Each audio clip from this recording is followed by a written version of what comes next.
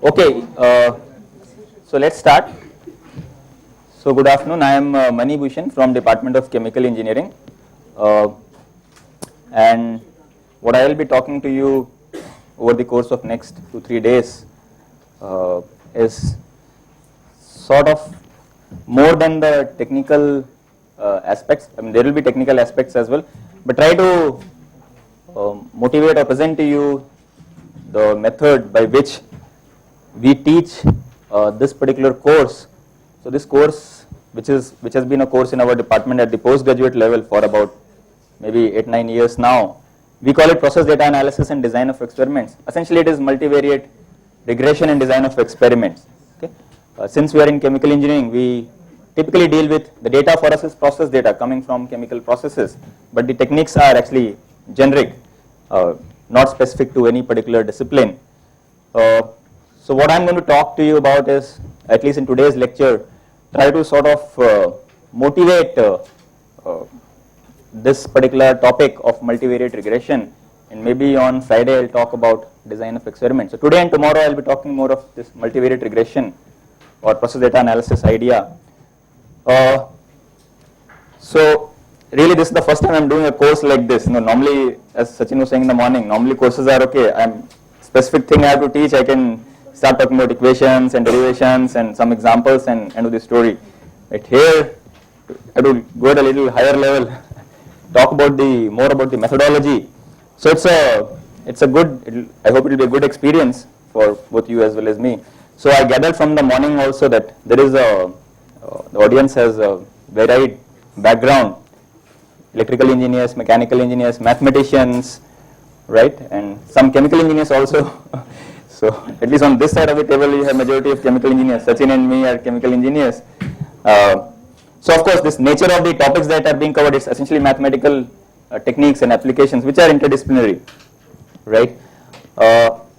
So also upfront, I should put a disclaimer in the sense that what I'm going to tell you is, so I have been teaching this course for several years now, and I must admit that I still don't know the best way to teach it. Okay, so it keeps evolving, and I hope to hear your feedback, your experiences. Okay, so there is, in teaching, there is nothing sacred. This year I think, oh, this is the way I should go. Next year I'll say, oh, that was not good. Let me do something else. So it keeps changing, yeah. So about this particular topic, see, this is, if some of you are chemical engineers or maybe even other departments, at least in chemical engineering, I can say that maybe 10-15 years earlier, this topic was not considered to be part of chemical engineering. Okay, but now it has become so mainstream that even in undergrad curriculum, just like we teach science courses, maths, physics, chemistry, we also teach a data analysis course, applied probability and statistics course, essentially in our second year undergraduate program. So it is now well accepted that this data analysis or applied probability and statistics or whatever you want to call it is really core part of certainly chemical engineering, and I'm sure same is the situation in other disciplines as well. Okay. So before I start in more detail,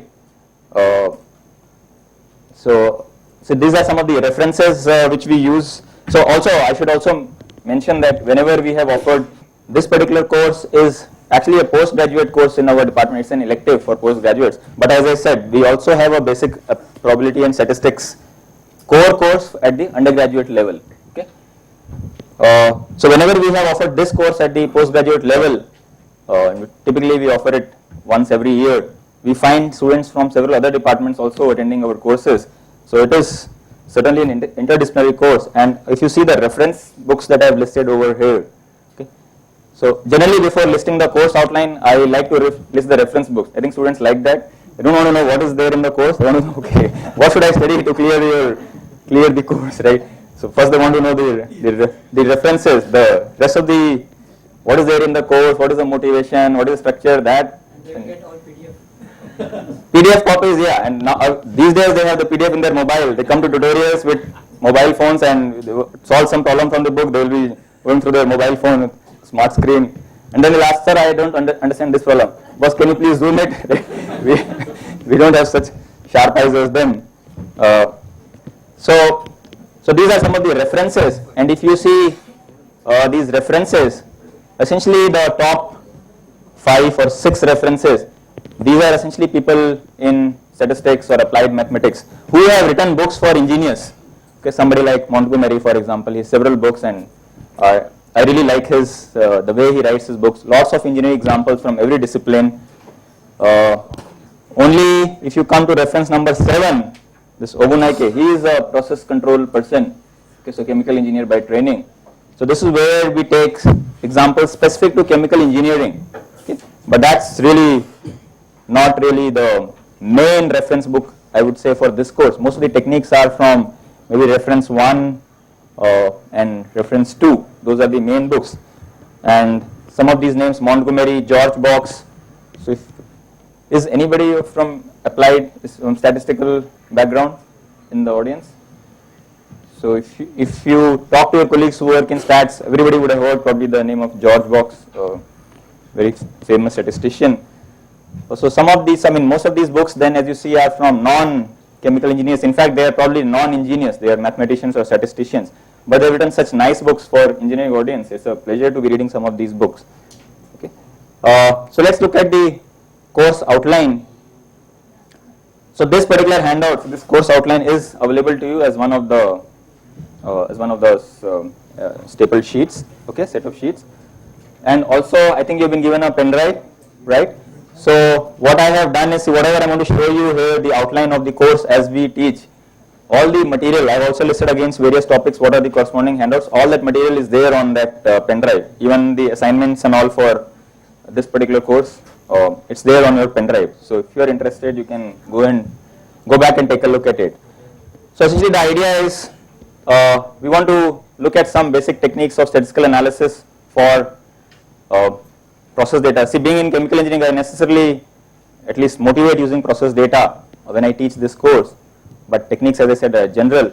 So there are two aspects. One is analysis of given data, and second is design of experiments, where you decide how to generate the data in the first place.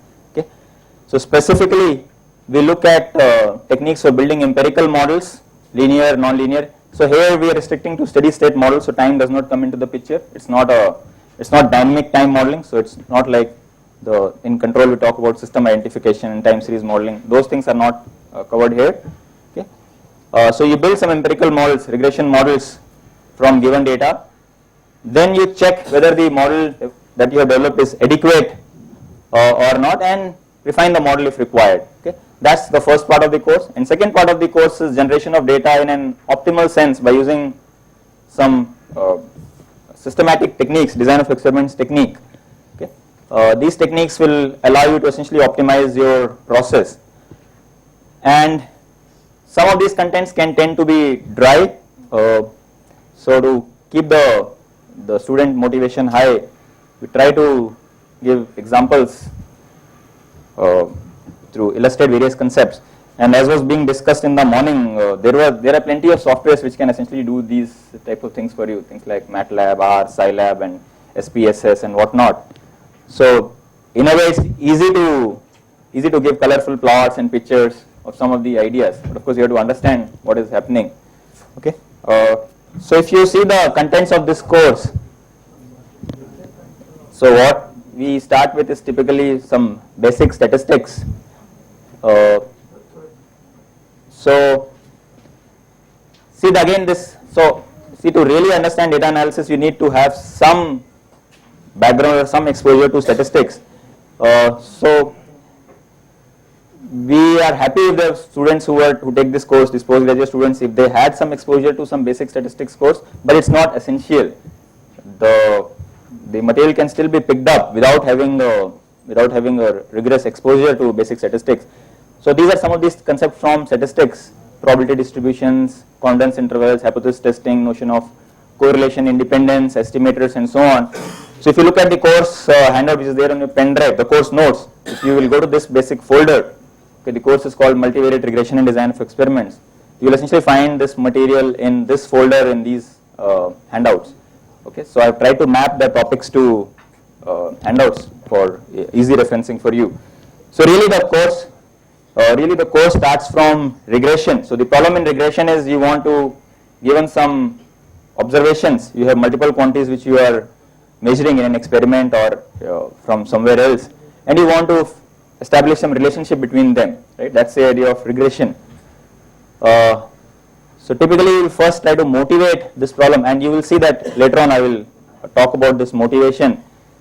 This is such a nicely posed problem, and Professor Anant was talking about in the morning about elegance, that something is, sometimes you write something, you do something, and you know that it is elegant. Okay, so this problem of regression, and basically we'll look at the least square solution. There is it's very elegant solution. So essentially the same solution can be arrived at in different ways, using optimization, using linear algebra, using statistics, and that's what I'll try to motivate, try to present briefly, that whatever this regression, the basic idea in regression, the basic technique of least squares can be arrived at in different ways, and given that is the case, why we want to look at a statistical view, from a statistical viewpoint, what's the motivation for that. Okay, so we'll talk about that. So really get into regression, and the idea is least squares. So essentially given, very simply put, if you have or at least we have encountered from school days, if I have y and x observations, okay, I want to fit some curve, maybe a straight line, maybe a quadratic, maybe something else.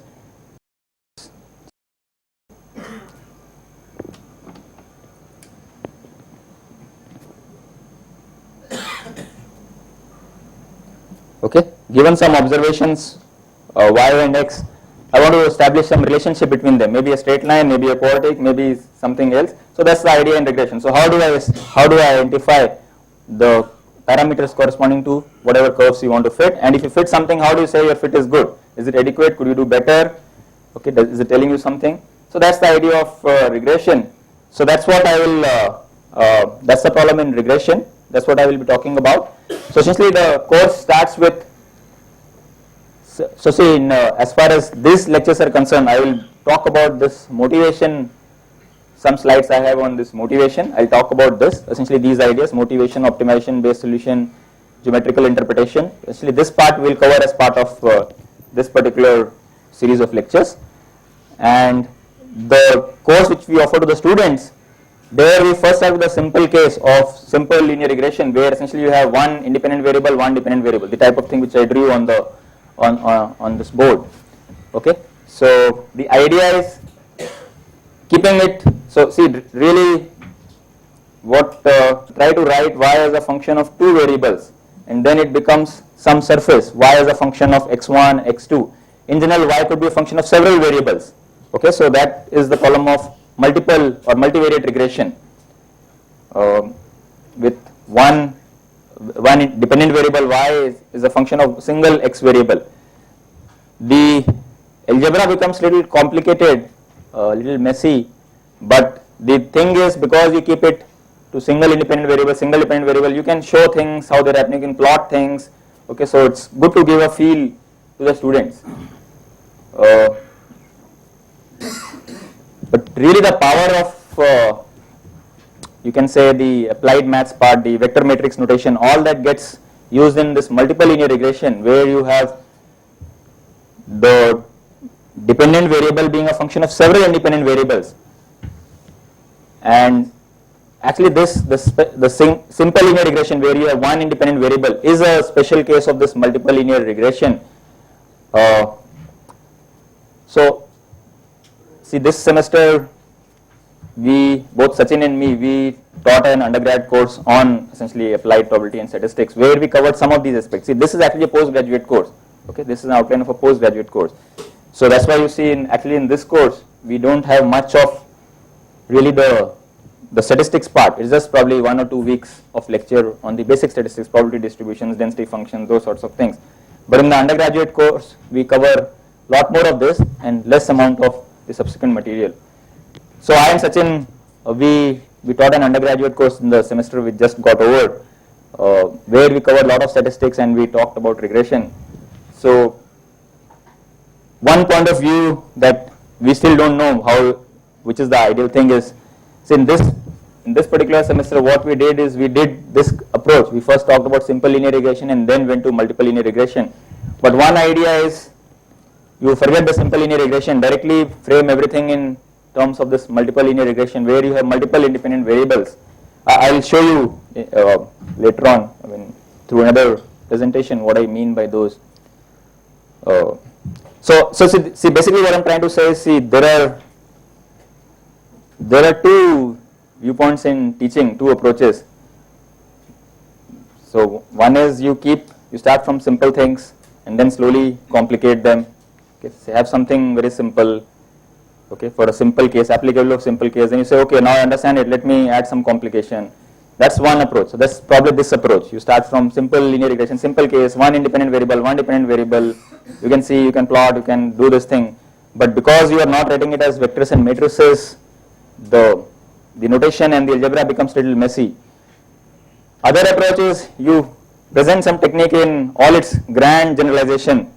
Okay, like this is the technique, and now any case you want, it just becomes a special case of that particular approach or that particular technique. It's like, no, in chemical engineering we do it, and sort of Professor Anand sort of, I think he didn't explicitly refer to it, but he was using those transport equations, right, how mass transfer is occurring. So one is I talk about mass transfer separately, heat transfer separately, okay, flows separately, that is one thing. And other approaches, I just give a general equation where there is some quantity which is getting conserved, and then say, oh, this quantity could be heat, this could be mass, this could be flow. Okay, so that's in chemical engineering, that's the second viewpoint. So I guess same thing holds in teaching this idea of data analysis. Excuse me, sir. Yeah. Is it possible to draw multiple linear regression on a graph? I'll show you. I have plots, I will show you. Yeah. So, I mean, of course, you can't go more than 3-dimensional. So, one dependent variable y and two independent variables x1, x2. You could have 10 variables, but then you can only do 2 at a time pairwise. Y is a function of x1, x2, y is a function of x1, x3. You can do all possible combinations.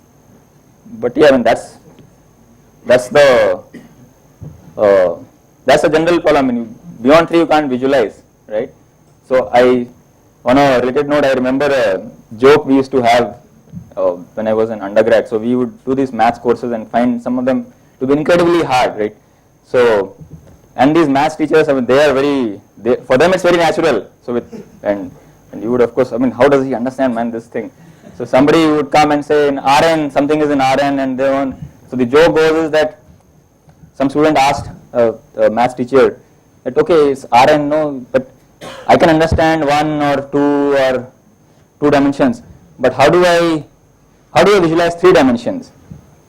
So the maths teacher says, well, it's very easy. You visualize for n dimensional and keep n equal to 3. Okay? So it's something like that. So yeah, beyond 3 dimensions you cannot go. But I'll try to show you that at least with the softwares that we have, and something like MATLAB, and I'm sure MATLAB, Scilab, R, statistics people use R a lot.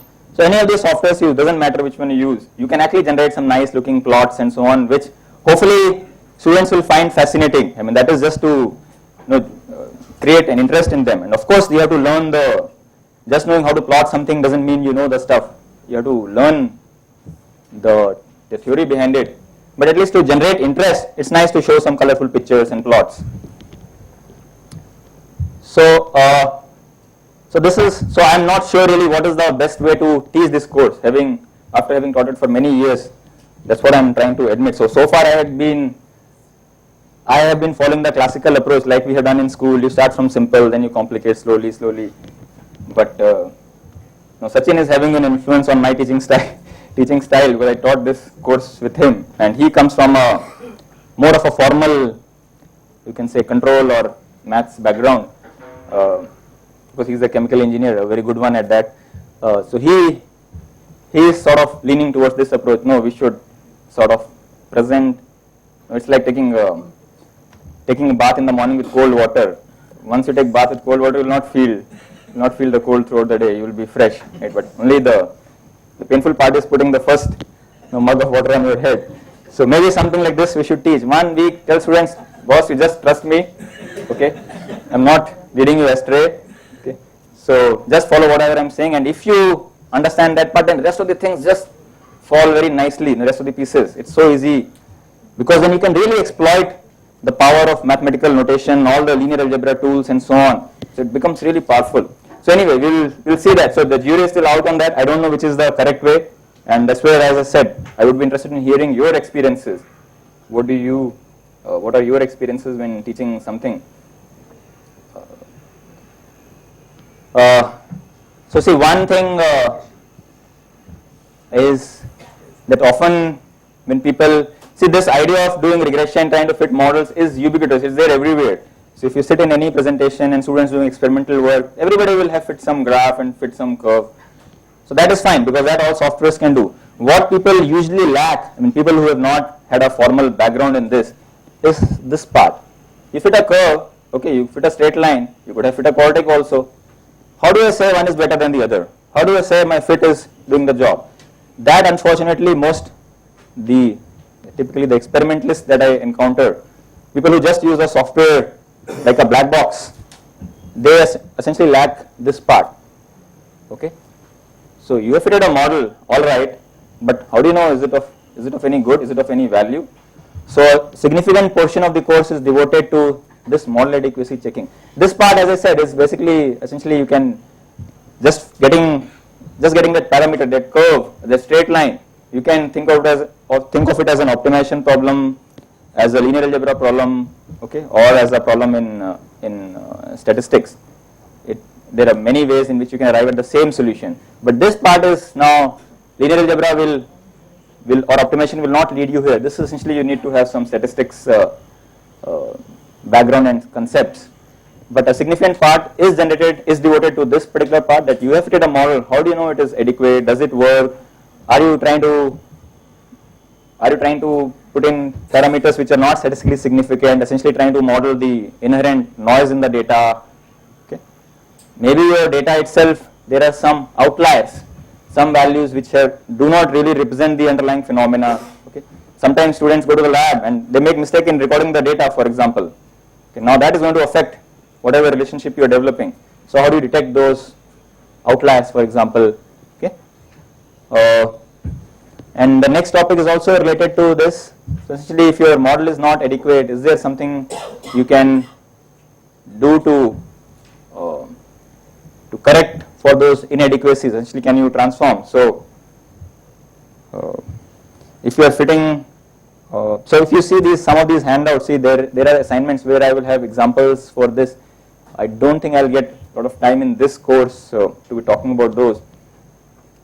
But essentially the idea is, instead of fitting, let's say y could be some variable, it could be, for example, for students, I want to let's say correlate the grades students get in a course with their attendance.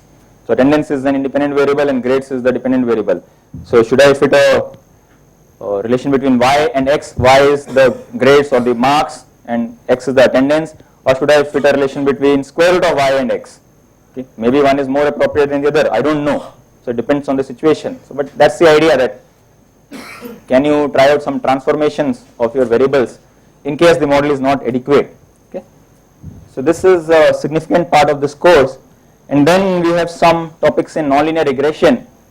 I'll talk about linear and nonlinear regression. So here the idea is that so it's essentially you are trying to estimate parameters which are appearing non-linearly in your relationship.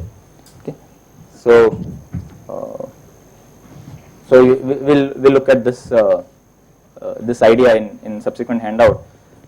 So this is essentially the first part of the course. Given data, you want to fit and establish some model as characterized by some unknown parameters. You want to identify those parameters and then say, is this model good? Is this bad? If this is bad, how do I improve it? Do I fit a different model? Do I transform some variables? Okay, that type of questions you ask. But the key thing is that the data is already given to you. Data has been generated for you and given to you. That's the regression part. Second part of the course is really this design of experiments, where the idea is you can generate data yourself. Okay, you decide how you want to generate the data. Yeah. So in this, see in this y versus x, y is a function of x. You have to decide whether you want to conduct experiment at x equal to 10, 20, 30, or x equal to maybe 35, 40. Okay, either at these values or at these values. Okay. So you have to take a call. So that's the design of experiment parts. How do I generate data in the first place? Is there a way to say that this way of generating data is better or in some sense optimal compared to other ways. Okay. So how does one make those decisions? And you probably have heard of things like Taguchi methods, for example. Some of you may have heard, right? Factorial design, Taguchi methods. So those sorts of things are some of those things we cover under this part. And this is again very important for certainly our students who do the experiment. There are many things they can vary in the experiment, especially for research students when they are working on some research. Somebody is developing some membrane which performs in, so again Professor Anand in the morning was talking about that dialysis problem, right? How do you speed up the dialysis process? So supposing he did not know, he of course went into the physics of the problem, wrote down the from first principles what is happening in the process, and then identified, okay, maybe I have to give some oscillations in the velocity. Supposing you don't have that understanding, or sometimes the system is too complex for you to have an understanding. You want to do it just by trial and error. There are many things you can vary. I can vary the temperature, I can vary the flow rate, okay, I can vary the pressure. So how are you going to vary them? Are you going to vary them arbitrarily all over the place? There are too many combinations. Okay, so that's where a lot of these techniques are quite useful in systematically trying to identify values at which you can conduct the experiment. Okay, so this design of experiments, which has factorial design, then fractional factorial design, and finally the response surface methodologies. So this is some of the material that we cover, which is devoted to this idea that you are trying to generate data so that subsequent analysis is better in some sense. I mean, the data has been generated in an optimal way. See here, the key thing is, as opposed to what Professor Anand talked about in the morning, there in his work you knew the system. I mean, you could write down a differential equation, you knew the governing law. These techniques are typically used when you don't know the law, you don't know the first principles. Okay, so this is a data driven approach. I am given the data and now I want to figure out some relationship. Okay, you may have an idea of that relationship should be quartic or linear, but that's it. Beyond that, you don't have any detailed understanding. Okay, and so come to think of it, actually a lot of things that we take for granted, I don't know whether there is any, whether they have been generated just based on the data. For example, something like acceleration due to gravity. Okay, we take 9.8 meter per second squared. Where does that value come from? Okay, or in that gravitational force we have that capital G, right? We write force is equal to G into m1 m2 by r squared, the gravitational force between two bodies with mass m1 and m2, right? That capital G is that I think 6.67 into 10 to power minus 27. So apparently one of my physicist friend, he says that if that value were to be changed even by a slight amount, the entire universe will collapse, because with that value only everything is in balance. Now where does this number come from? I don't know if it's just is it a regress value? I mean, is it that people took this data and said, oh, everything is in balance, so this value has to be this? I mean, or is there a fundamental basis for saying it's 10 to power minus 27 into 6.67? I don't know, but to me it looks like a lot of things lot of these constants which we use in our, which we have been using since school days, they are probably just results of some data analysis. Really nobody knows why that value is what it is, right? So this is roughly the course, two parts. One is given data, how do you develop some model and compare different models, say about the adequacy of your model, and the other part is generation of the data itself. Okay, so these are broadly the two aspects of this course, and that's what you will find in these lectures. About 3 hours I will devote on the first part, the data is given and you are doing some analysis of the given data, and second part, the next 3 hours will be on some of these techniques, response surface methods and factorial design on generating data in the first place. Okay. So the background that we expect from students is, as I said, some knowledge of probability and statistics is certainly useful, but whenever we have offered it in our department, and pretty much every year we offer it, we don't put a, so say in IIT system we have a mechanism of putting a prerequisite. I'm sure in your universities it's also there for postgraduates. So they can, or even at undergraduates, so these are electives. They can take various electives and you can put prerequisites. If you don't have this course, you cannot take this particular elective. So for this course, we have never enforced a prerequisite as such, because I think people with sufficient interest can pick up the basic statistics that is required to master some of these ideas. Software platform, as I said, you can use any software. At different offerings of the course, we have suggested different platforms to the students, but students sometimes that have their own preference between MATLAB, Scilab, R. I think humanities people use SPSS, for example. That's also popular. In this course project is a major component. So we have marks out of 100, so typically 10% or sometimes even 15% or 20% marks are kept for the course project, where so if you look at the statistical literature, so what I tell students is, okay, you see, these are not research students, these are postgraduate students, so often they have their own problem, they have been doing something in the lab. So tell them, okay, you come up with your own problem, ideas of regression, you tell me your independent variable, you want to explain that as a function of several dependent variables, function of several independent variables, you tell me what is your y, what is your x1, x2, and then your project is to fit an adequate model between them. Okay, so some students come up with their own model, or the nice thing is in literature there are several challenge problems, okay, in statistics literature. So for example, a very nice challenge problem which I have used, people who don't have their own projects, one problem they can use, and it can be applied to various ideas, is there was actually a challenge problem a few years back. The idea was, so it was given in US, but I guess same thing could be done here. So in US you have these various leagues, basketball leagues, baseball leagues, and football league, right? So this was for baseball league. So different players, so just like in IPL, different players are getting different salaries. Now how do you explain Yuvraj Singh getting 16 crore, right? What is the, how do these franchises decide how much can I bid? What's the value of a player? Okay, so can you build a model where you explain the value of a player as a function of the career statistics of that player? What's his average? What's his strike rate? What's his, I don't know, whatever you want to call it. There could be so many. What's his age, for example? Okay, what's his fitness level? You could define so many. You can say sort of independent variables, and dependent variable is the salary the player is commanding. So there was a challenge problem like this few years back in a statistical journal. This was for baseball players, and the salaries of various players across various franchise was given, and there was some, and the solutions, people who came up with different models, different ways, all of that, the best, I mean, some of the top selected solutions were published in a journal. So this is a problem I try to give to students, and they often come up with interesting solutions.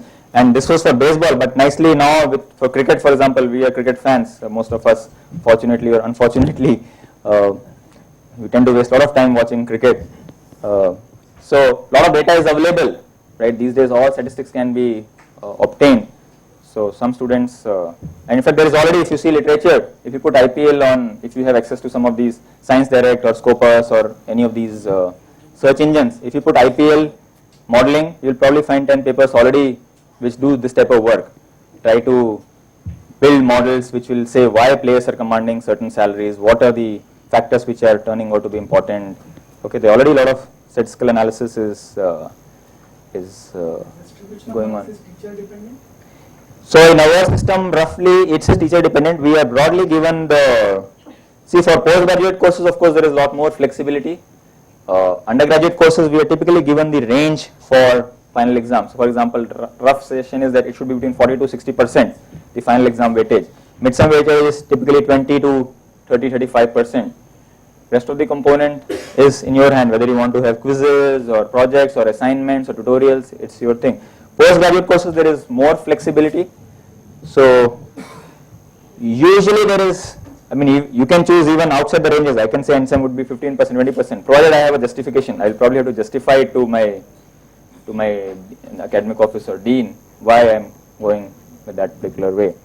But yes, I mean, there is certainly there is enough leeway for the teacher.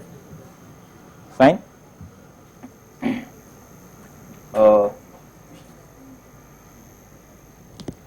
Before I start the sort of the course formally, there is a saying in statistics that there are lies, three kinds of lies: lies, damn lies, and statistics. Okay, so essentially what it means is that you can use, I mean, if you're not careful, or if you don't understand, if I don't understand statistics well, somebody else can really use this to fool me completely. Okay, it's a tool which can be misused, and there have been cases in research where by selectively reporting outcome of some experiments and do not report some other experiment, okay, you can always sort of manipulate what you want to convey. Okay, so one has to be careful, and so basically anybody who is dealing with data should have some understanding of statistics to essentially watch out for wrong inferences which can be drawn. I mean, if that a person has, then there is nothing else is needed. So all I'm trying to say is, if you say something to me that, for example, I'm a pharmaceutical manufacturer, I'm making a new drug. How do I tell you that my drug works? Okay, how do you know that my drug works? All I would have done is done some clinical experiments, right? Clinical trials. And I took 100 people, did some experiment, there was a control group, there was a non-control group, and it worked on maybe 50% of those. And what does it mean to say it works also? It decreases some symptom. Now if I present you partial information, I present it in a specific way, you may be fooled into thinking that my drug is magical. I mean, that's what some people do, right? If you read ads and so on, I have this cure for loss of hair, like I don't have hair. I have this magical cure for hair or something and so on. Maybe they have some limited set of experiments which they'll tell you. Where it didn't work, they will not tell you. Okay, so being aware of statistics will allow you to ask the right questions to be able to catch some of these. Yes, as you're saying, you cannot catch everything. Okay, but at least you are less gullible and less prone to being taken for a ride. And of course, you yourself don't make claims which will not stand the tests of rigorous scientific inquiry. So what I'm going to talk to you is so sort of motivate the notion of regression. Why we're using regression? The idea is we are developing some models from data. So the examples that I'll be giving mostly will be chemical engineering, but it doesn't really matter. It could be any particular discipline. And this set of handout which Sachin and me we made when we were teaching this undergraduate probability and statistics course in the semester which has just gone by. Okay. So you will see in this regression, see this essentially building a mathematical model is the problem of regression. You are regressing or explaining one quantity as a function of others. That's the idea of regression or modeling, right? Explaining one as a function of the others. So in this particular handout, later part I'll show you that actually you don't really to solve this problem using the least square solution. You don't need to know statistics. There is a linear algebra interpretation. There is an optimization viewpoint, okay, and which has been known for a long time. But still, statistics offers us we can answer some questions using statistics viewpoint, which linear algebra or optimization will not allow us to do. Okay, that's essentially what I want to motivate as part of this handout. Okay, so let's look at again so maybe some of it was there in Professor Anand's talk in the morning. So let's look at the notion of mathematical models. So really this is I mean all of us are, or most of us are engineers here. Really, I mean that's really the aim of engineering, right? We have some system, we try to understand it so that we can develop a model for it. So that eventually that model can be used. Every time I don't want to be starting from scratch. Okay, so that's what we do in chemical engineering. I have a distillation column, whether I put in ethane or methane or something. Every time I don't want to be doing things from scratch. I want to develop a general model and only keep changing some parameters as you change the components, right? And I guess this mathematical models is what differentiates engineering from, let's say, humanities. Humanities people also try to understand behavior of people, history, or how things evolve. Okay, but what probably they lack is mathematical models, right? It's too difficult for them because they deal with humans. Okay. So in these mathematical models, essentially mathematical model is a description of a real physical process using ODEs, PDEs, or whatever you have, yeah, and it's used in all fields of engineering and sciences. So typically we can differentiate model we can differentiate model from the type of equations that you have, either it's ordinary differential, partial differential, algebraic, and so on. That's one viewpoint. Other viewpoint is you can differentiate it whether the models are deterministic or they are stochastic. So in deterministic, all the variables and the parameters are exactly known to you. Okay, they have fixed values. Okay, for any given set of conditions, you know those values and they are not varying. In stochastic model, on the other hand, there are certain uncertain parameters or uncertain variables or terms in your model whose values are not precisely known. You can only estimate those values. Okay, you do not really know the truth. Okay, and because you're estimating it, your estimate is a function of the data that you are observing. Okay, it changes. It can change with time. So most of our engineering models fall under this stochastic category simply because we don't understand engineering systems well enough. So whatever models we write in engineering, okay, I'm sure it's true for chemical engineers, electrical engineers, mechanical engineers. There are many approximations, assumptions involved.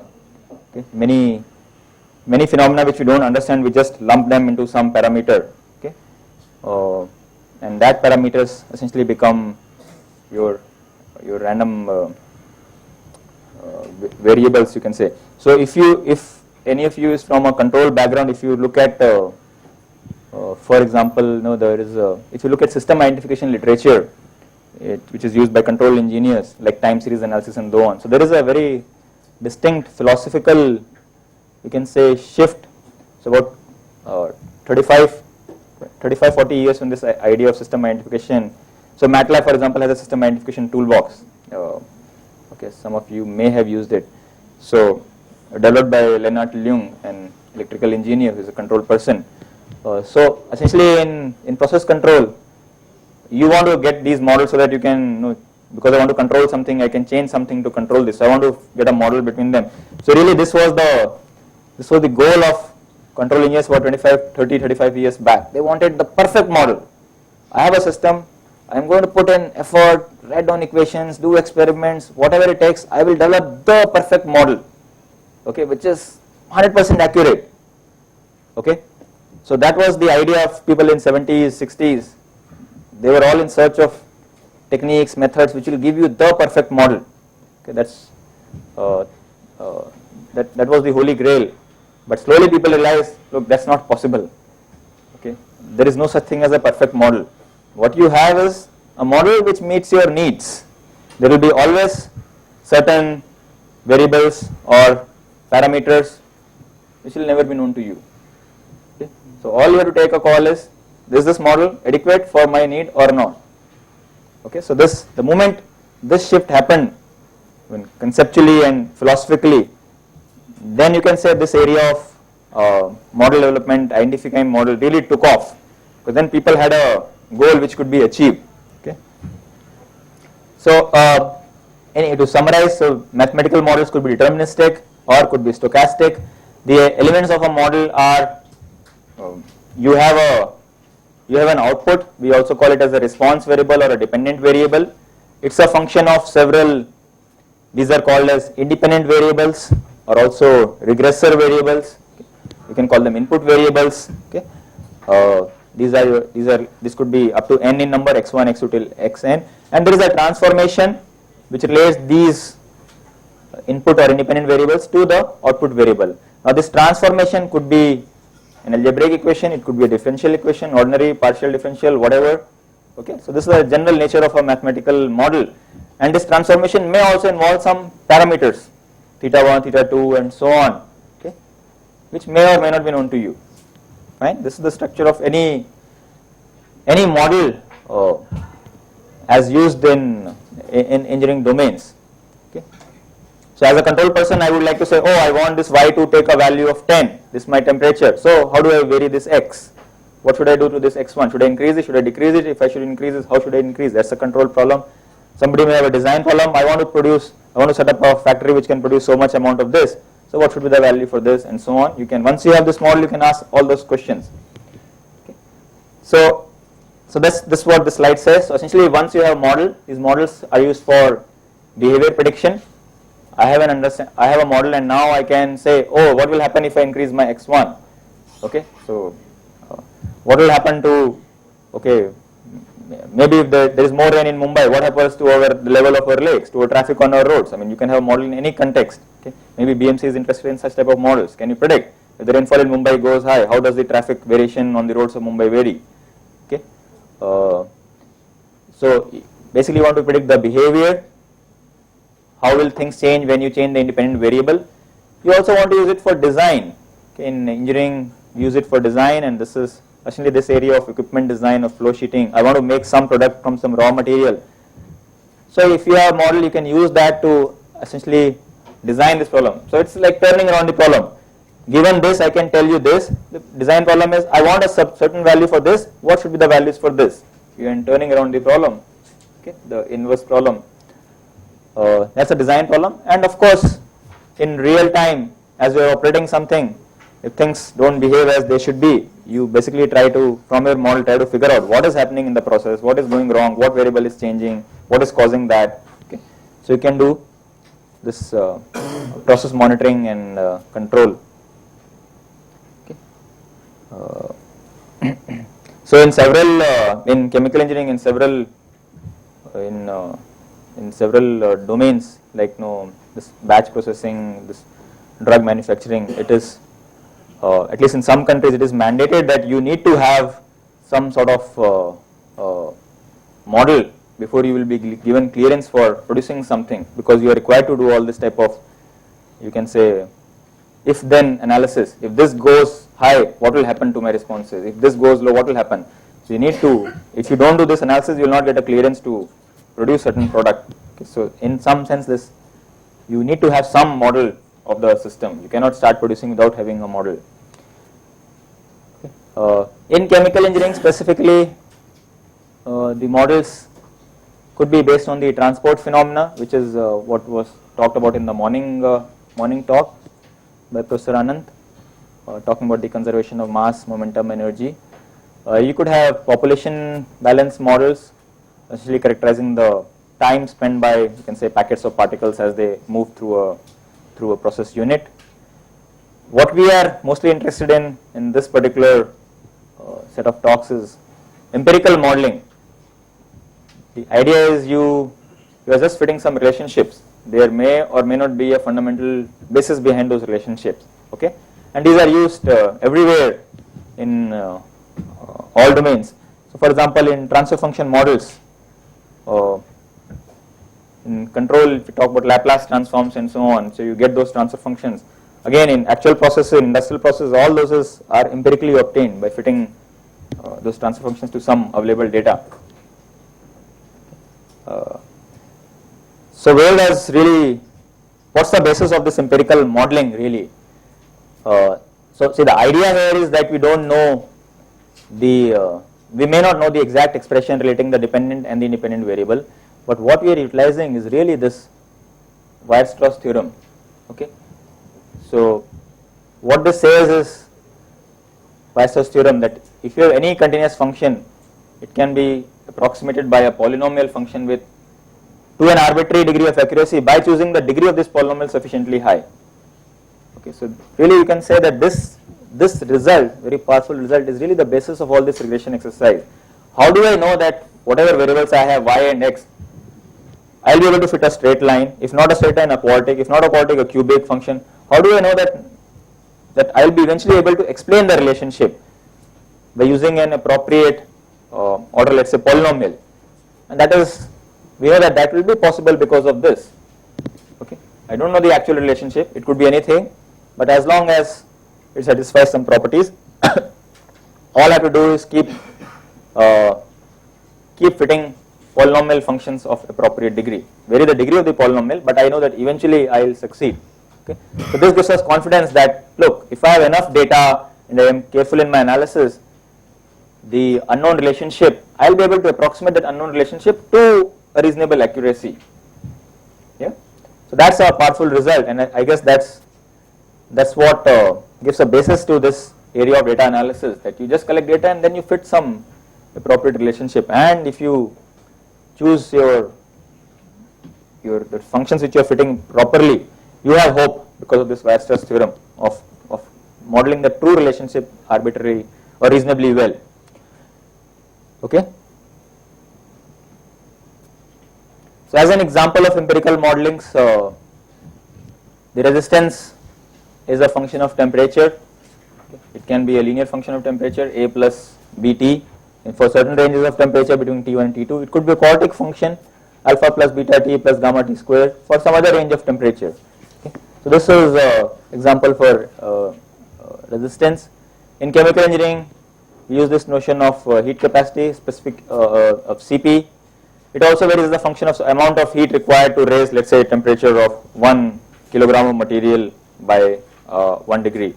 Okay, so we can measure this. You can so this will itself be a function of temperature.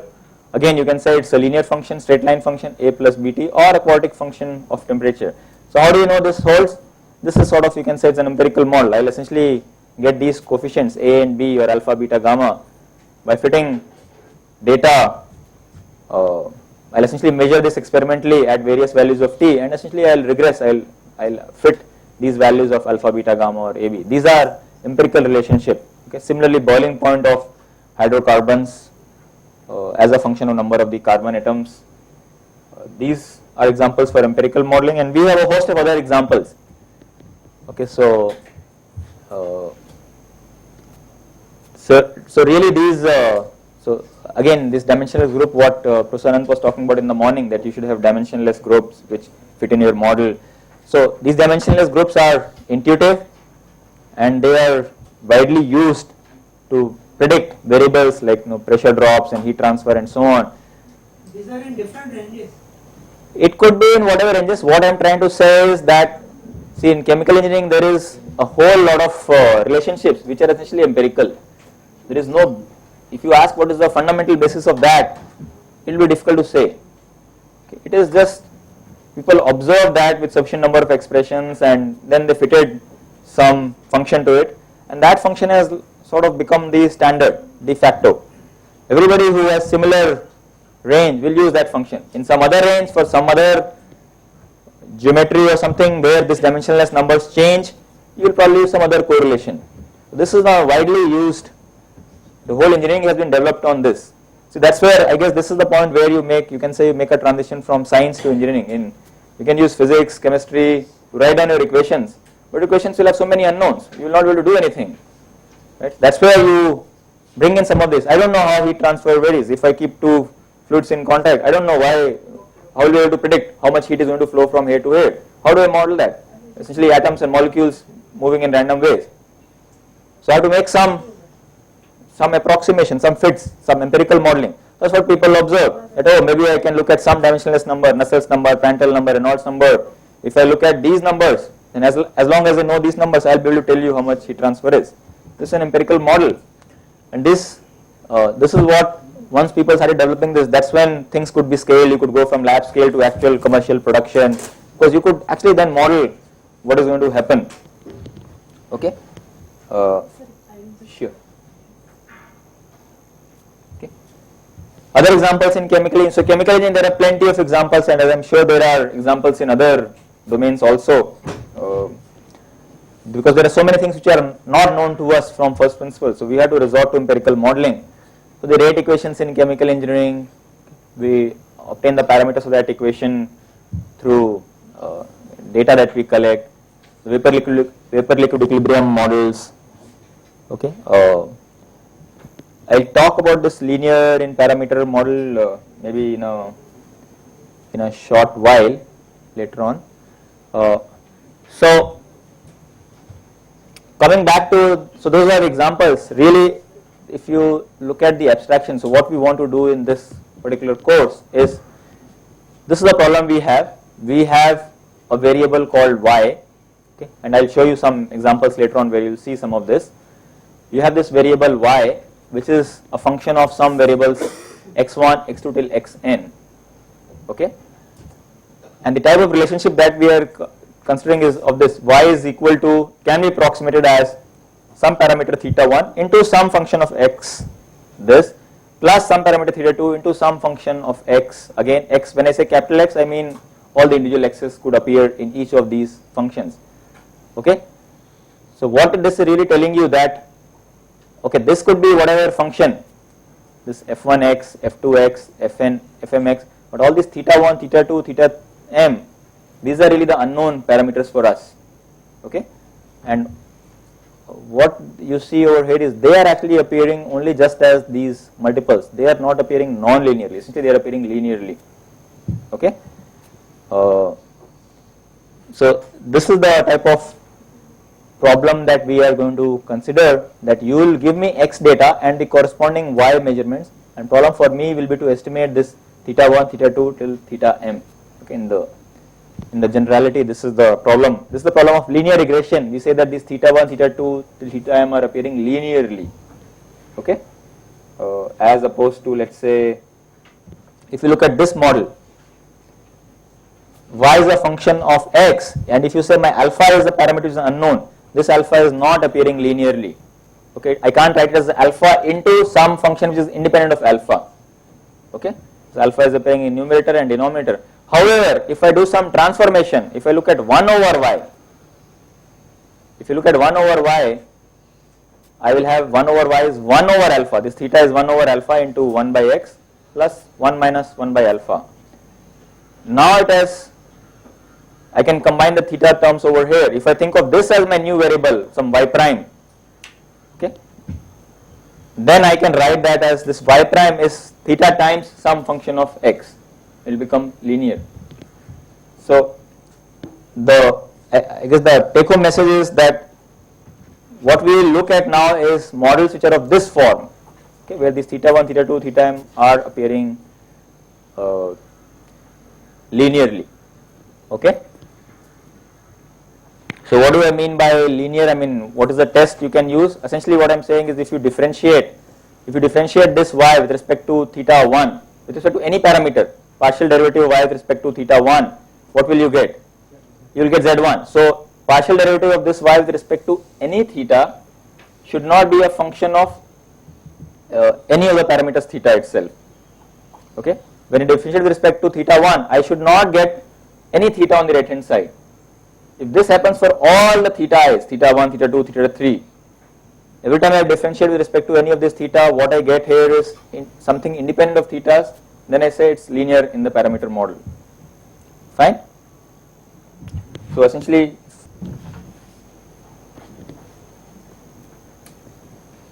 so I had this model, let's say θ1 z1 plus θ2 z2 and so on. If I differentiate y with respect to θ1, I will get z1, with θ2 I will get z2 and so on. So in general, if derivative of y with respect to theta I, okay, does not involve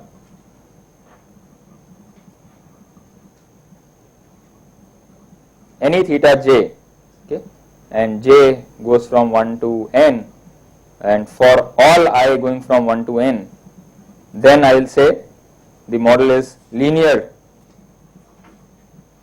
in my parameters theta. Okay. So this is the problem of linear regression then, identifying, estimating, fine. So see this z1, z2, these were some functions of x1, x2, original variables are x1, x2, it doesn't matter. Okay. What I am saying is y is a linear function of these parameters theta. So now the problem is, given this x values and the corresponding y values, you want to estimate this θ1, θ2 and θm. This becomes the problem of linear regression. Okay. The parameters theta are appearing linearly in your model. Fine. So actually there is nice analytical solution for this problem of linear regression. Not in this particular slides, but in the course that content that you have been given in the pen drive. We also talk about nonlinear problems. I think it's there in the later slide, where these thetas will appear non-linearly. So essentially those derivatives, partial derivatives, will be a function of some theta itself. Okay. So looking at these type of models, so essentially this is the abstract. Those empirical models for us have this form: y is equal to theta 1 z1 plus theta 2 z2 plus theta m zm, where these z1 z2 till zm are some functions of, these functions could be whatever, okay, some functions of your physical variables, the independent variables, and there is always an unexplained part, epsilon. See, till here I was writing this approximately equal to, and here it is not exactly equal to, because I've added the unexplained part. This is really the crux. Okay, no matter what modeling you do, you will never be able to perfectly explain this y completely 100%. There will always be some unexplained component, and really this is what creates all sorts of issues, and this is what gives rise to this the problem itself, why the problem is non-trivial. Okay. So as I said, these are some of the examples of nonlinear in parameter models. So in chemical engineering, we use thermodynamic correlations, which essentially relate pressure to temperature and volume. So if you see if these parameters as A and B, okay, T and V are like your x1 and x2, R is known to us. So A and B are your parameters, P is your y variable, the dependent variable. This it's very difficult to write in some linear form, linear in the parameters form. Fine. So this is a nonlinear in A and B, a model which is nonlinear in A and B. If I differentiate this with respect to A, dou P by dou A, that derivative will involve A and B. Okay, so it's not independent of A and B. So it's a nonlinear in parameter model. Fine. So in general, a nonlinear in parameter model can be written as y as some function of x comma theta. I cannot write it as theta 1 into something independent of theta plus theta 2 into something independent of theta and so on. Fine. So as I said also, see these models cannot be transformed, but some nonlinear models as over here, they can be transformed to linear models by defining different variables. Okay, whether you want to do it or not, that's a different question, in the sense that if I use 1 over y and 1 over x to estimate theta, and from that theta I say alpha would be 1 over theta, versus I use this directly to estimate alpha, the two estimates may not match. Okay, so which is appropriate is not a clear answer. You cannot answer that directly, which is a more appropriate method. Okay, so when we are talking about these empirical problems, so essentially we will be looking at this, what is this model identification problem. Given these experimental data sets, the observations of these variables y and the corresponding independent variables x1, x2 till xn, let's say. Okay, so we have the observations of these dependent variable and the independent variables. We want to estimate the parameter vector theta, theta 1, theta 2 till theta m. That's our regression or model identification problem. Fine. And mostly, as I said, in this particular set of lectures, we will be working with only models which are linear in the parameters. Okay, linear function, the dependent variable is a linear function of model parameters of this form. But there is an area of nonlinear regression which deals with these type of models in general. And the postgraduate course that we teach, there we do spend some time on nonlinear regression as well, and the course material which is there in the pen drive has material for this as well. So any constraint on this n, x supersede m? No constraint on, see this x is given to you. You will see that, okay, then so really this x is given to you. There is no constraint, it is given to you. Number of vectors? Oh, you mean number of vectors you mean on n. Okay, yeah, so see that, okay, so good question. So basically if we are estimating m, I guess your question is if you are estimating this m, okay, how many data points should I collect? If I have only 5 data points, can I estimate 20 parameters? Okay, I mean, you can estimate what is preventing you. You can guess the values, whatever. But are those values meaningful? Yes, that's a very valid question. You would. So the more the data points you have, the better, the higher will be your confidence in the values that you are estimating. So that's why. That's where your statistical insight interpretation will be useful. That whatever number you are getting, it's not just a number. It's not just if I reproduce some parameter. So really, when we say acceleration due to gravity is 9.81, is it really 9.8 or 9.81? It actually varies from place to place, right? So ideally, you should report it as maybe it's not 9.81 here. It should be 9.81 plus minus something. What's that error bound? Really, so the more the data points you have, the tighter an error bound you can give. Okay, so whenever if you have sat through any, I mean, if you have worked with experimental data or if you work with any experimentalist, so for them it's y versus x, and they say, oh, I did some experiment, maybe y is some product which I am making, and look, I have found a way by making more of this, I can increase this by changing this x. What they will report is these values, they will fit some curve through this, and they will also report these error bars. Okay, maybe plus minus 1 standard deviation or something. Without these error bars, your data has no meaning. If you don't see these error bars, you should say your experiments have no meaning, because it could be just fluke that you got one observation here. If you do an experiment, next time your observation may be over here, this observation may be over here. Till you repeat the experiment many times, give me these error bars, I'm not going to believe you. So that's the idea.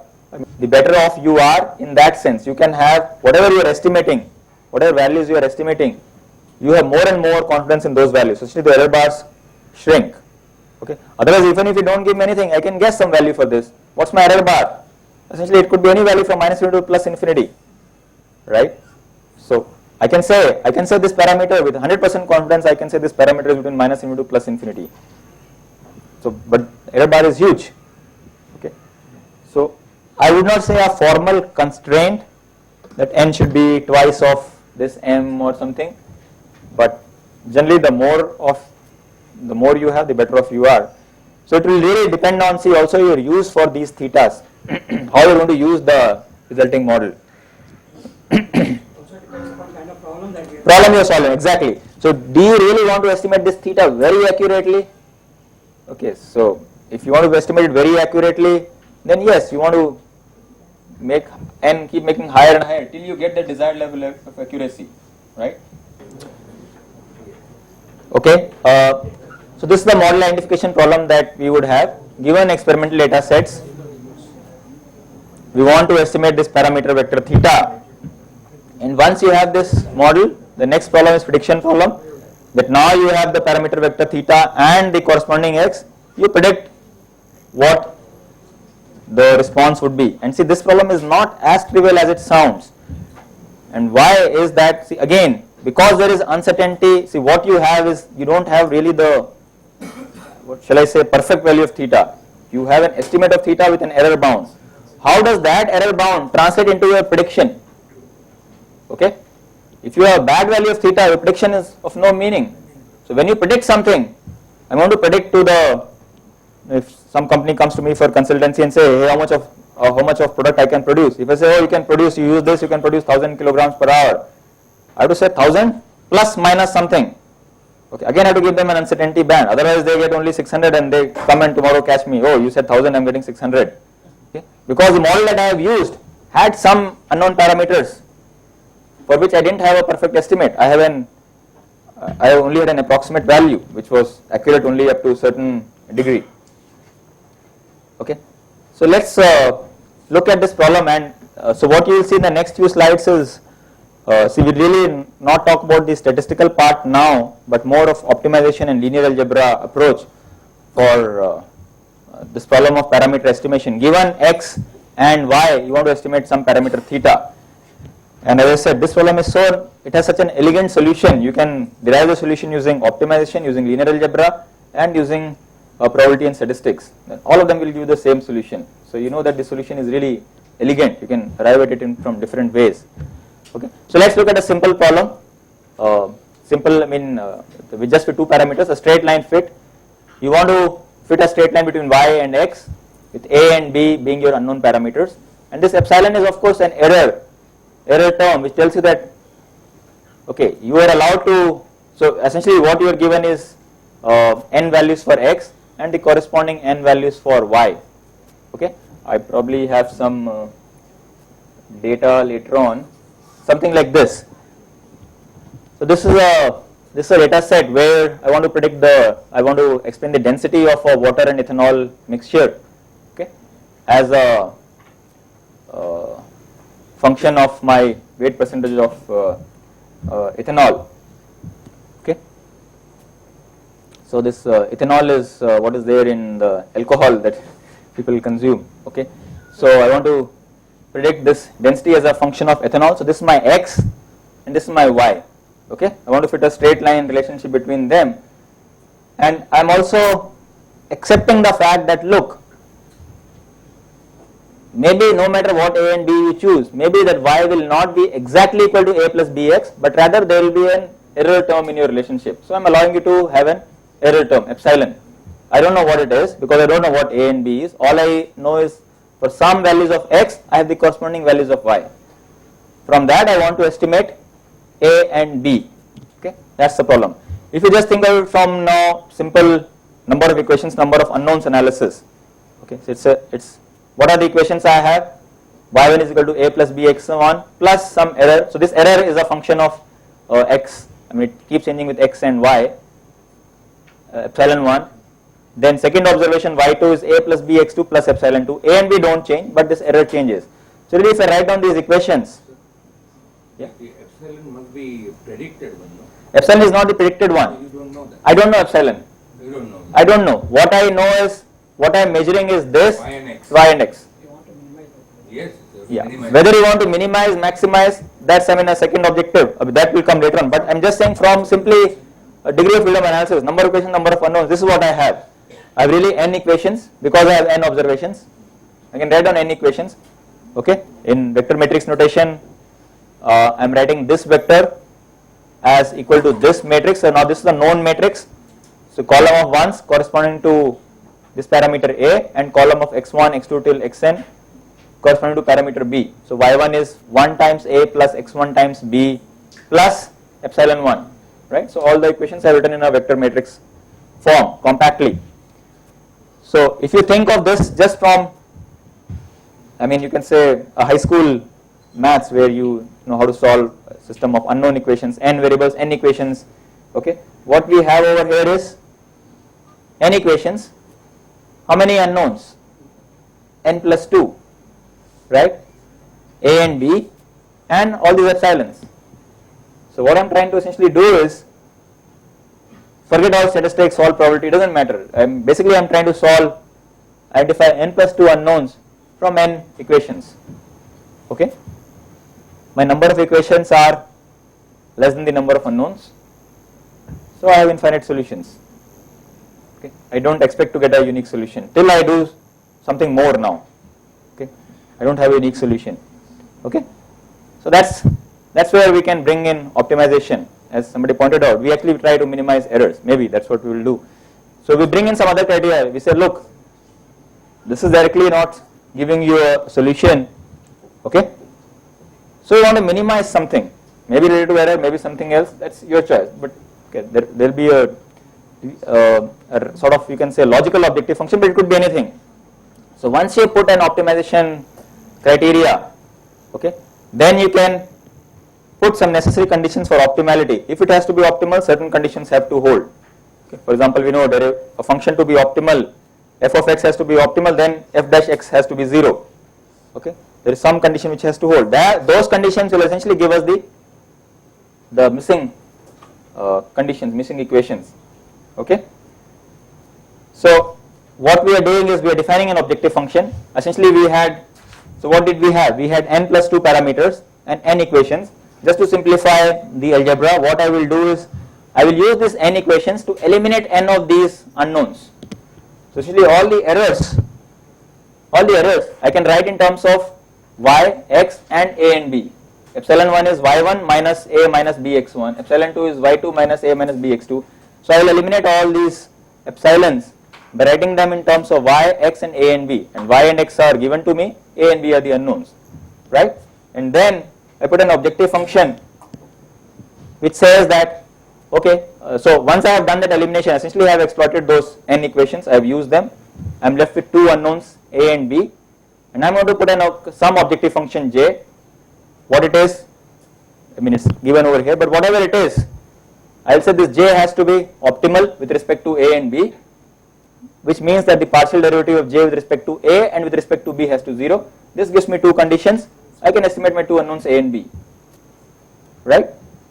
So I have those n equations which relate epsilons to a and b, and then I am going to define some objective function, and these two give me the two additional equations to estimate a and b. So I have n plus 2, eventually n plus 2 equations, n plus 2 unknowns, I can solve them, I am done, right?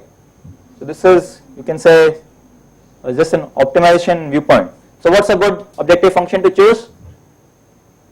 Well, one objective function is, you want y to be expressed, you want x to explain y as closely as possible. Essentially you want this epsilon, the unexplained part, to be as small as possible, but you have n of them, you want each of them to be small. Okay, shall I want only epsilon 1 to be small? If I just try to push epsilon 1 small, maybe the others will increase, I don't know, it can happen, that's not desirable. So the objective function I can put is simply this one objective function. I can say I will minimize the sum of the squares of those epsilons. Okay, so I could have, is this square sacred? No, I mean from optimization point of view I could have to the power 4, to the power 3, absolute values of epsilon, anything I could have done. And it's everything depending on the situation may or may not be a good choice, but as far as optimization is concerned, it's fair game. You can do it and you will get some solution for a and b. Okay, so you could have a weighted least square. So this is called an ordinary least square problem, where you have the squares of these errors and you want to minimize those. So that's why it's the least square. You want to minimize this sum of squares of these errors. You could have a weighted least square where you could give different weights to different errors. Maybe error in observation 1, y1, I want to minimize that more than error in observation 5, y5. So then I can give a higher penalty, w1 is like a penalty, wi, higher penalty to error 1 compared to some other observation. Okay, so this, if you do this, then what you get is a weighted least square. Fine. But as far as pure optimization is concerned, any type of objective is fair game. Okay. However, this is probably the most popular for some reasons. It leads to an analytical solution. Okay. It has nice geometric interpretation, and you can use some probability and statistics to interpret the solution. See, I could have also minimized absolute value, sum of absolute values of the errors. But the moment I get absolute values, I run into trouble when I want to differentiate. Okay. So I may not get an analytical solution. Okay. So so this is, if you use this, this is called the, if you use this objective function, this is called the ordinary least squares problem. And if you just now work out these steps, so that j was summation epsilon I square, epsilon I was yi minus a plus b xi. I am going to substitute that, differentiate with respect to a, equate it to 0, okay, and differentiate with respect to b. I think this is the one, this sorry should be, this is the one over here, this is the one, differentiate with respect to b, this is differentiating with respect to a, this epsilon I is differentiated with respect to a using the chain rule. Okay, first with epsilon I, then epsilon I with respect to a, and if you substitute for epsilon I, what is the difference between variable and parameter? see here parameter is a, b is unknown, you want to estimate that, like the acceleration due to gravity 9.8, that's a parameter. Variable is something which you can measure. Yeah, so for example your force, It is input, so it is, yeah, it can be input, it can be, I mean, independent variable xi, it could be dependent variable output. Okay, but something which can vary at least for your given experiment, whereas for this experiment, for these n values, a and b we are assuming are not varying, they are fixed. Okay, In a system property. it's a, yeah, I mean it's a, you can say it's a modeling construct. I mean that's a thing which we are using to write a model. I need I need those parameters. It's some property of the system it's capturing. So if you simply differentiate with respect to A equated to 0, respect to B equated to 0, you will get essentially the solution for A and B as a system by solving these two equations. So those two equations, those two derivatives being equated to 0, can be represented compactly in this form. This is a known matrix. This is some notation. X bar is summation xi by n, and sxx is sum of squares of x over here. And this is the cross term between x and y is defined as this, just for notational simplification. The point is, not two equations, two unknowns, you can solve it. Okay? And whatever solution you get, that's called the least square solutions. And I guess probably I think Gauss started this idea of least squares minimization when he wanted to study in context of planetary motion, how planets revolve around the sun. So that's where he formulated this least squares problem. He was the first one probably to formulate it formally, this problem. So the credit for this least square goes to Gauss. So essentially what you see is, what you have solved is, you have solved a problem just by using optimization. So no statistics, nothing is involved over here. If you know some optimization and some basic maths, number of equations, number of unknowns, you can do analysis and tell me what this solution should be for A and B. Okay, what's your estimate of A and B? If you look at this example, you will get to see some numbers. This is the response variable, or dependent variable is your density, and the independent or x variable is your weight percentage of ethanol. Okay, so these are variables. To answer the question, these are variables, they are varying in the system, and they will be related to each other through some parameters. Here those parameters have no physical basis. I don't know, I mean, y should be equal to A times x plus b. Why should it be? I don't know, but there are some parameters. Okay, so this, if you see this plot, this is a y and this is x. These circles are the given data, and the blue line is the fitted line. So essentially you get this is your ax plus b we had. So this is your a times x plus b. So a is minus this number and b is 0.9975 obtained using these expressions. See this, now you can obtain, so this a hat and b hat is the values that you estimate. Essentially this is equal to inverse of this matrix into this vector. Okay, so just by an optimization point of view, given this particular data set, okay, this data set, you fitted a straight line relationship between density and ethanol, and this line does not exactly pass through all these points. The difference between them is, what is that? That's precisely your epsilon I that you are getting. For that A and B, for some other A and B, you will get some other epsilon I. For the A and B which you got by minimizing this, the difference is essentially those errors. That's this quantity over here, the residuals. This is the given y values. This quantity is your A plus B x with whatever A and B you got, and this is the difference between them. So essentially you had minimized this is the smallest sum of squares of this is the smallest value that you will get. We'll come to that. See, we don't know what is confidence. So right now what I am telling you is just the optimization point of view. So you don't have to know anything about confidence, uncertainty, statistics. So that's what the basic solution, this expression can be obtained just by optimization. We'll also see how this can be obtained just by linear algebra. Okay, and then we'll see that, okay, actually there is some random variable called y which has some uncertainty.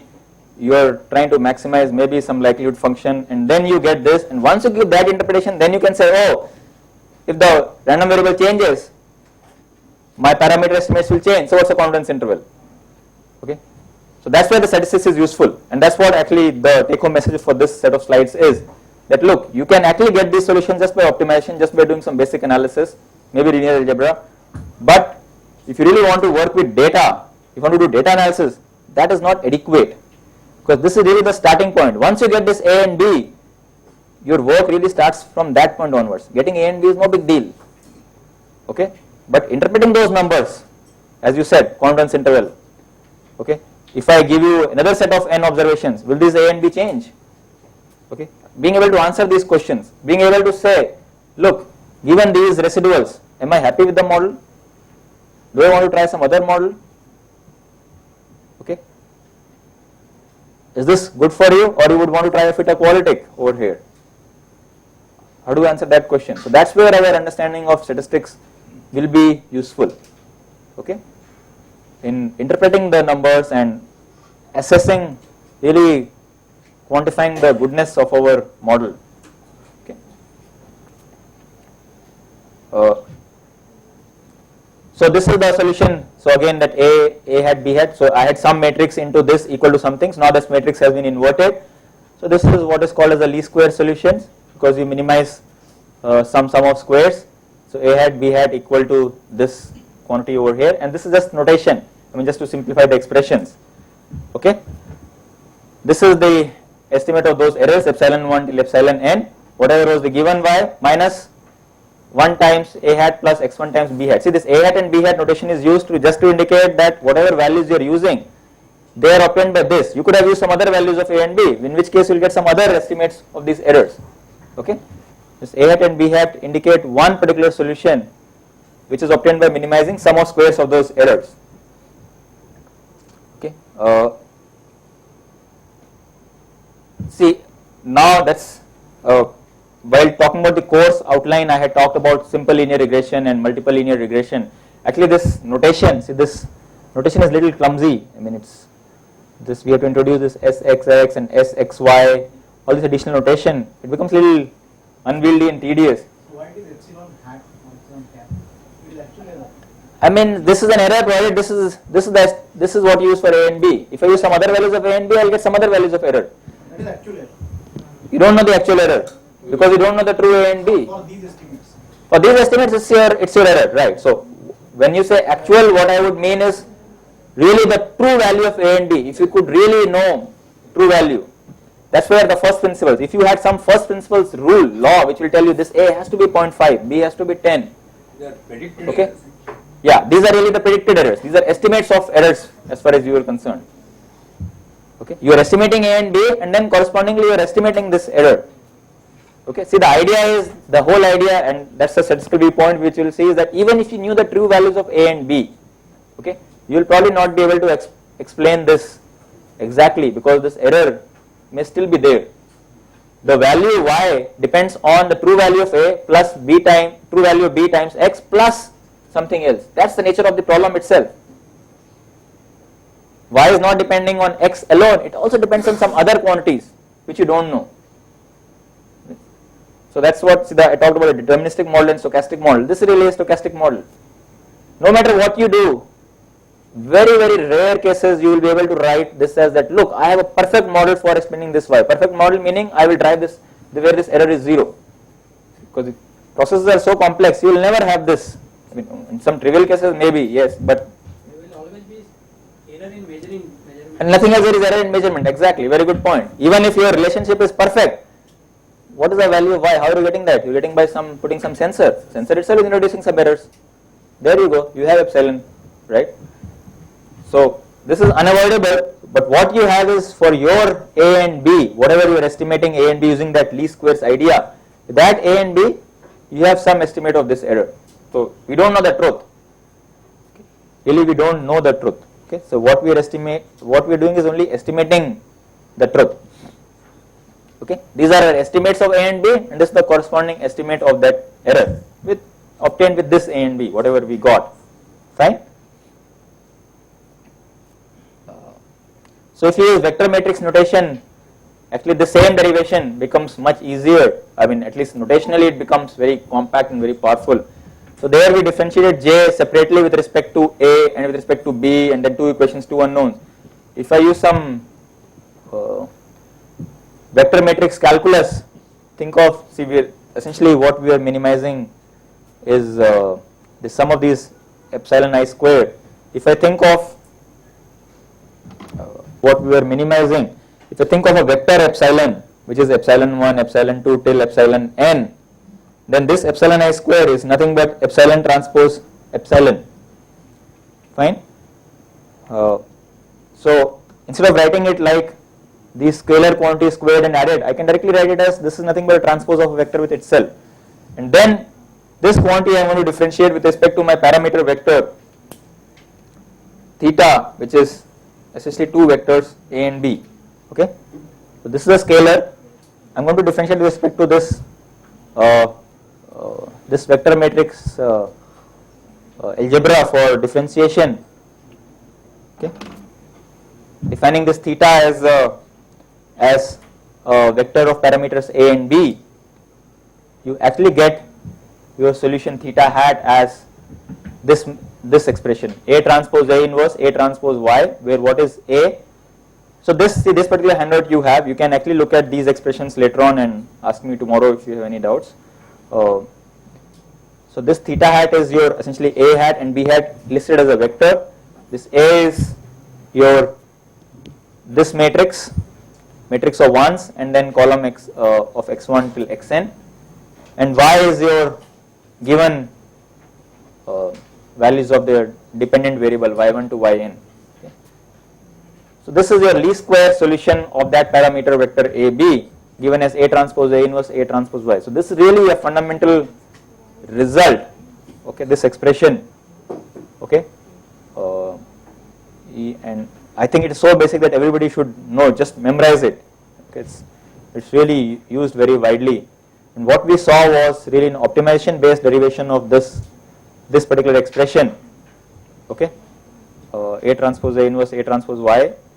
Tomorrow we will see a linear algebra based derivation of this, and also very briefly I will tell you about a statistical derivation of this. Same expression can be derived in 3 different ways.